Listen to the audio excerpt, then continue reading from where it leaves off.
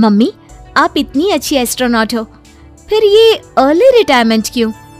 क्योंकि बचपन से मेरा बस एक ही सपना था, जिसके लिए मैंने लाइफ में बहुत कुछ खोया और छोड़ा। लेकिन अब इस अर्ली रिटायरमेंट के जरिए मैं बस तुम दोनों के साथ और पास रहकर बिना किसी हड़बड़ी की जिंदगी जीना चाहती हूँ। सास की बात सुनकर काजल मुस्कुराकर चली जाती है। उसी शाम ऑफिस से घर वापस आकर अजय अपनी मम्मी के पास बैठता है। मम्मी, क्या हमारी स्पेस ऑर्गेनाइजेशन कोई नया स्पेस मिशन प्लान कर रही है? क्या मिशन है, बताओ ना मम्मी। हे भगवान, शरीर इतना बड़ा हो गया लेकिन दिमाग आज भी बच्चों से गया गुजरा है। घर में आया नहीं कि सवाल शुरू। तो तुम जवाब दे दो ना। मैं क्या जवाब दूं? जैसे तुझे मेरे रिटायरमेंट के बारे में पता ही नहीं। इतने समय से तूने मुझे ऑफिस जाते हुए देखा क्या? फिर मुझे कैसे पता होगा? जा, तेरी पत्नी से पूछ, वो रोज ऑफिस जाती है। माँ की बात पर अजय आवाज लगाकर काजल को बुलाकर वही सवाल उससे भी पूछता है, पर काजल उसका कोई जवाब नहीं देती। और बोलो पत्नी से पूछने के लिए। मैडम जवाब ही नहीं दे रही। सवाल जायज हो तो जवाब मिलेगा ना।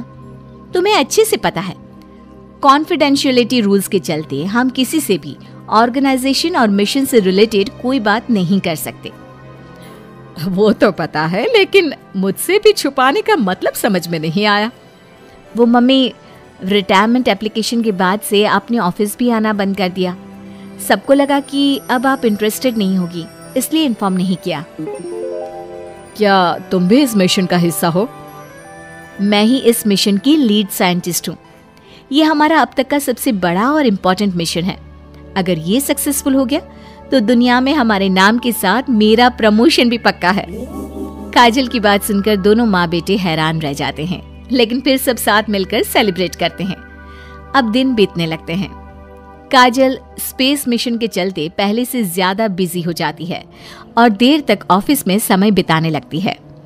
कुछ समय तक इसे चुपचाप देखने के बाद एक सुबह बहू को सामने देखकर आखिरकार सास उसे टोक ही देती है। आ रही हो या जा रही हो? भाई, हमें तो तुम्हारी शक्ल देखे लगता है सदियां बीत गई। मैडम कब आती है कब जाती है कुछ पता ही नहीं चलता। अरे ऐसा कौन सा मिशन है जिसने सुबह रात घर परिवार सब भुला दिया?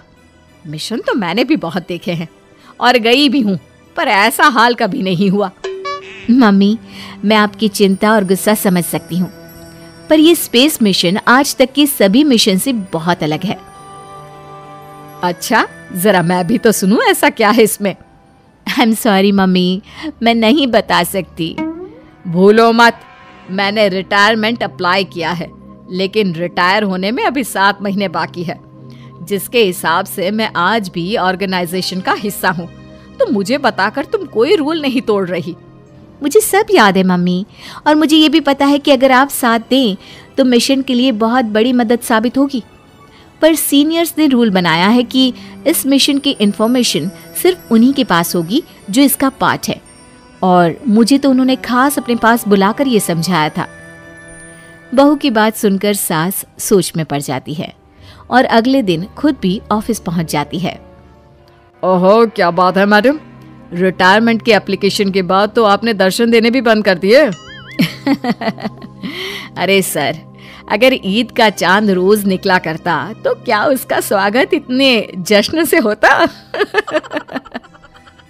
इस पर सीनियर भी हंसने लगते हैं और दोनों कैबिन में जाकर बैठ जाते हैं, जहां सास बातों बातों में नए स्पेस मिशन के बारे में पूछती हैं। वो उन्हें मिशन के बारे में सब कुछ बताकर तुरंत एक इमरजेंसी मीटिंग बुला लेते हैं, जिसमें साइंटिस्ट की टीम और काजल के साथ एस्ट्रोनॉट्स की पूरी टीम भी होती है। तो ये है हमारी टीम जो सब कुछ भूल कर दिन रात इसी मिशन पर काम कर रही है।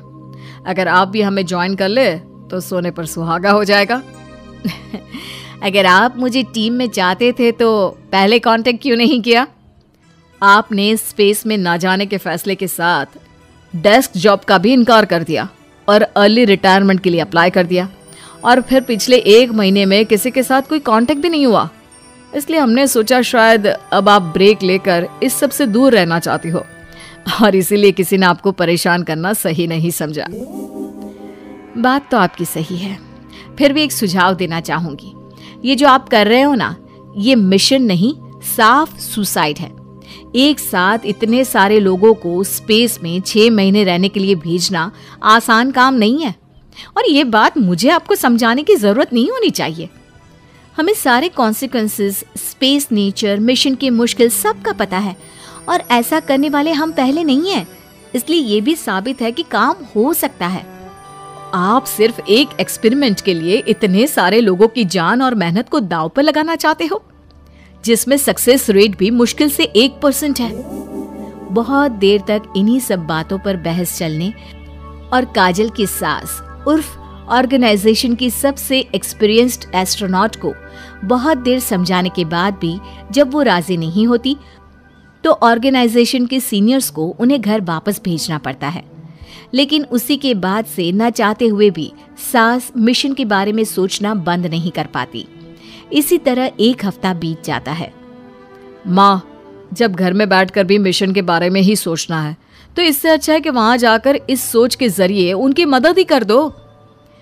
उन्हें ऑफिस में नहीं, स्पेस में जाने के लिए मेरी जरूरत है। वो चाहते हैं कि मैं हेड एस्ट्रोनॉट बनकर बाकी सबके साथ स्पेस में जाऊं। वाओ, रिटायरमेंट से पहले आखिरी असाइनमेंट की तरह इससे अच्छा और क्या हो सकता है माँ? आपको हाँ बोल देना चाहिए। उस टीम में एक मेंबर काजल भी है। अगर हम दोनों ही चले जाएंगे तो तुम अकेले कैसे रहोगे? वहां से जिंदा वापस आने की कोई गारंटी नहीं बेटा। अब भी हमें भेजना चाहते हो क्या? जिस दिन से आपको पहली बार स्पेस में जाते देखा है, तभी से ये डर और पॉजिटिविटी दोनों साथ लेकर जीना सीख गया हूं। आप जाओ माँ, मुझे पूरा भरोसा है आप दोनों वापस भी आओगे और देश के साथ मेरा नाम भी रोशन करोगे। बेटी की बात सुनकर माँ के अंदर हिम्मत आती है और वो एक बार फिर स्पेस ऑर्गेनाइजेशन पहुंच जाती है, जहां उसके फैसले से सब बहुत खुश होते हैं और स्पेस मिशन की तैयारी पहले से ज्यादा जोश में शुरू हो जाती है। कुछ ही समय बाद दोनों सास बहू स्पेस में पहुंच जाती हैं। आखिरकार आज मेरी साइंटिस्ट बहू एस्ट्रोनॉट भी बन गई। सिर्फ स्पेस सूट पहन लेने से कोई एस्ट्रोनॉट नहीं बन जाता। मैं साइंटिस्ट हूँ और उसी में खुश हूँ। अगर मिशन की रिक्वायरमेंट नहीं होती तो शायद कभी यहाँ आती भी नहीं। इसी तरह दिन पर दिन स्पेस की अनेक मुश्किलें और दिक्कत सहते हुए देखते ही देखते 6 महीने बीत जाते हैं और नामुमकिन को मुमकिन करके दिखाते हुए सब सही सलामत अर्थ पर वापस आ जाते हैं, जिसके बाद से दुनिया भर में ये मिशन सास बहू की अंतरिक्ष यात्रा के नाम से मशहूर हो जाता है। अंधी सास का सच। निशा की सास अंधी थी। वो ठीक से देख नहीं सकती थी, लेकिन शादी के बाद, माँ जी खाना खा लीजिए, और हाँ मैं आपको दवाई दे रही हूँ, वो भी खा लीजिए। नहीं नहीं बेटा, तू बस खाना बना ले, मुझे अंदाजा है मैं खुद ही खा लूंगी सब कुछ। रोज सुबह निशा की सास की आदत थी। निशा बेटा, सब्जी दे दे, मैं काट देती हूँ। अरे नहीं नहीं माँ जी, आपको चाकू लग सकता है। नहीं नहीं बहू, मुझे अंदाजा है कि कैसे काटना है, काफी वक्त से कर रही हूँ ना मैं। वैसे भी डॉक्टर ने कहा है कि थोड़ा बहुत काम करना जरूरी होता है। माँ जी, डॉक्टर ने कहा है तो दे देती हूँ आपको, लेकिन मेरा मन नहीं मान रहा। अरे बहू, काम नहीं करूँगी तो कैसे चलेगा, बिल्कुल ही अपाहिज हो जाऊंगी। निशा सास को वो जो काम बोलती वो करने दे देती है। एक दिन निशा की सहेली का फोन आता है। सास सुन रही होती है कि वो किसी से बात कर रही है। क्या हो गया रमा, हमेशा परेशान से ही क्यों रहती हो? आ जाओ ना कभी मेरे घर पर। अरे नहीं रे, तुझे परेशान नहीं करना चाहती हूँ। मैं जानती हूँ तेरी सास अंधी है। अरे कैसे मैनेज करती होगी तू अकेले? मेरे घर में मेरी सास कोई काम नहीं करती। मैंने तो इनको साफ कह दिया है कि काम करेंगी तो ठीक है, नहीं तो इन्हें वृद्धाश्रम छोड़ आऊंगी। निशा की सास सहेली की बात सुनकर डर जाती है। वो बिना निशा का जवाब सुने वहां से चली जाती है। सास के जाने के बाद निशा कहती है, अरे नहीं नहीं, मेरी सास तो पूरा काम करती है। वो सब्जी काट देती है तो मैं छोंक देती हूँ, वो आटा गूंथ देती है तो मैं रोटी बना देती हूँ। अरे माँ जी तो झाड़ू भी इतना अच्छा लगाती है कि किसी को लगे ही नहीं कि किसी अंधे इंसान ने झाड़ू लगाया होगा। तू तो किस्मत वाली है। अरे मेरी सास के तो सारे अंग ठीक होने के बाद भी मगरमच्छ की तरह पसरी रहती है, सारा दिन सारी रात। अरे पता नहीं बुढ़िया को इतनी नींद आती भी कैसे है। खैर, वक्त बीतता है और एक दिन निशा मोहल्ले में पति के साथ जा रही होती है कि सास की सहेली मिल जाती है। अरे आंटी कैसी हैं आप? कहाँ जा रही हैं? तुम लोगों के घर ही जा रही हूँ बेटा, तेरी माँ ने बुलाया है, कह रही थी बहुत जरूरी काम है। वैसे तुम लोग कहाँ जा रहे हो? हम मेरे मायके जा रहे हैं। अच्छा, आप मम्मी जी के पास रहेंगी तो हम लोगों को कोई चिंता भी नहीं होगी। बेटा बहू चले जाते हैं। सहेली निशा के घर में जैसे ही घुसती है, उसकी सास कहती है, आ गई रीना, जब से अंधी हो गई हूँ तू तो आती ही नहीं घर। अरे क्या बताऊं सीमा, तेरा तो मुझे कुछ समझ में ही नहीं आया। अरे जैसे ही बेटी की शादी हुई उधर तू अंधी हो गई, कैसे? मतलब समझ में नहीं आया। सास जोर जोर से हंसती है। अरे पागल हो गई है क्या? किसी अच्छे डॉक्टर को दिखाना, ठीक हो जाएगी। मन नहीं करता क्या दुनिया देखने का? कल को पोता पोती होंगे, उन्हें कौन खिलाएगा? तेरी भी तो बहू आई है, तेरे भी तो बेटे को बच्चा हुआ, कितना खिला लिया तूने। अरे हमारी तो किस्मत ही फूटी थी।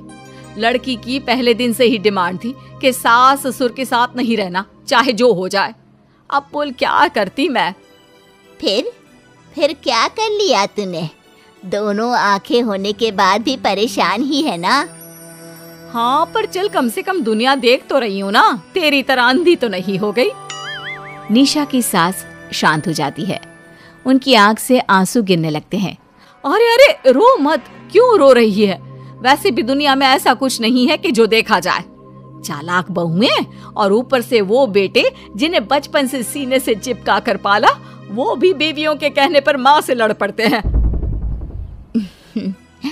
तेरी गुलाबी रंग की साड़ी बहुत अच्छी लग रही है, और ये जो चश्मे का फ्रेम है ना, जच रहा है तुझ पर। सहेली शांत हो जाती है। मतलब तू अंधी नहीं है, तू देख सकती है। हाँ, तू मेरी सबसे खास सहेली है, इसलिए बता रही हूँ। मैं ठीक हूँ, बिल्कुल ठीक। अरे तो फिर अंधी होने का नाटक क्यों कर रही है? दुनिया देख ली है मैंने, देखा है मैंने कैसे सास को देखकर बहुएं रंग बदलती है। मैं अपने बेटे के बिना नहीं रह सकती। पति का साया तो पहले ही उठ गया, बेटे को बहू ले गई तो क्या करूँगी? सारा काम कर देती हूँ, वो इसी में खुश है। सहेली निशा की सास को गले लगा लेती है। लेकिन झूठ बोलकर कब तक? अरे कब तक ऐसे रहेगी? थोड़ी ही देर में बाहर से बेटा बहू के आने की आवाज आती है। बस चुप कर, जो मैं कर रही हूँ बस साथ दे मेरा, नहीं तो। बहू घर पर आती है। सामने 2 कप में चाय, शादी के एल्बम और कुछ खाने पीने का सामान रखा था। माँ जी, कुछ खाया आपने? खाना क्या है बहू, बस चाय पी है। सब्जी दे दे, मैं काट देती हूँ, रात के खाने की तैयारी हो जाएगी। अरे नहीं माँ जी, मैं खाना बना लूंगी, आप आंटी के साथ बैठिए ना। बहू सारा खाना बनाकर सास को आवाज देती है और सभी बैठकर खाना खाते हैं। माँ जी, ये लीजिए, कटहल खा लीजिए, ये कह रहे थे कि आपको बहुत पसंद है। हाँ, ला दे। बहू सास को रोटी का डिब्बा पकड़ाती है, लेकिन सास नहीं पकड़ती। वो कटहल देना बहू। बहू जल्दी से सास को कटहल दे देती है। अगले रोज फिर सास झाड़ू लगा रही होती है कि बहू कहती है, माँ जी, आप ठीक से झाड़ू नहीं लगा रही, पीछे देखिए कितना सारा कचरा फैला हुआ है, लाइए मैं लगा देती हूँ। सास डर जाती है और पीछे देखती है। कहाँ बहू? अरे कहीं तो नहीं है कचरा, देख। नहीं माँ जी, आप देख नहीं सकती ना, इसलिए आपको नहीं दिखा। बहू सास से झाड़ू लेकर सारे घर में झाड़ू लगा देती है। सास अब जो काम करने जाती बहू उनसे छीन लेती। क्या बात है बहू, आजकल तुम मुझे कोई काम क्यों नहीं करने देती? माँ जी, काम ही क्या है, हम 3 लोगों के लिए खाना और 2 कमरे की घर की सफाई, ये तो मैं आसानी से कर सकती हूँ। सास को समझ में नहीं आता कि आखिर बहू ऐसा क्यों बोल रही है। वो कुछ दिनों तक सब देखती है और फिर एक दिन बहू की सहेली आती है। अरे रमा, क्या बात है, कैसे आना हुआ? बैठ, मैं चाय लाती हूँ। अरे नहीं नहीं निशा, तू सहेली से बात कर, मैं ले आती हूँ चाय। वाह, क्या बात है, तेरी सास को आंख से दिख भी नहीं रहा लेकिन चाय बनाने को तैयार। और एक मेरी वाली है, हाथ पैर हिलाने की भी पैसे लेती है। वैसे यार आज मैं रिलैक्स हूँ, छोड़ आई मैं उन्हें वृद्धाश्रम। सास डर जाती है और अंदर से चाय बनाकर ले आती है, लेकिन डर के मारे सास के हाथ से चाय की ट्रे गिर जाती है। बहू की सहेली बोल पड़ती है, अरे कुछ काम होता नहीं है तो करती क्यों है बुढ़िया, एहसान दिखाने के लिए? अरे मैं तो कहती हूँ तू भी इस अंधी को वहीं छोड़ा। नहीं नहीं निशा बहू, मुझे माफ कर दे, गलती से ट्रे गिर गई। मैं सारा काम करूंगी, बस मुझे मेरे बेटे से अलग ना कर, मैं नहीं रह पाऊंगी उसे देखे बिना। बस माँ, यही सुनना था। आप देख सकती हैं, फिर भी डर के मारे जो नाटक आपने अंधी होने का खेला, मैं उसे खत्म करना चाहती थी। माँ जी, आप घर की बड़ी हैं, मेरे पति की माँ है, मेरे लिए आपकी जगह भगवान से कम नहीं। आप अंधी नहीं भी होंगी तो भी मैं कभी भी आपको खुद से दूर नहीं करूंगी माँ जी, मेरा विश्वास रखिए। फिर निशा सहेली को देखती है। अच्छा होगा रमा कि तुम मेरे घर से चली जाए, क्योंकि मेरे घर में ऐसे लोगों के लिए कोई जगह नहीं है जो बड़ों की इज्जत नहीं करते। सास चैन की सांस लेती है। जीती रहे बहू, जीती रहे।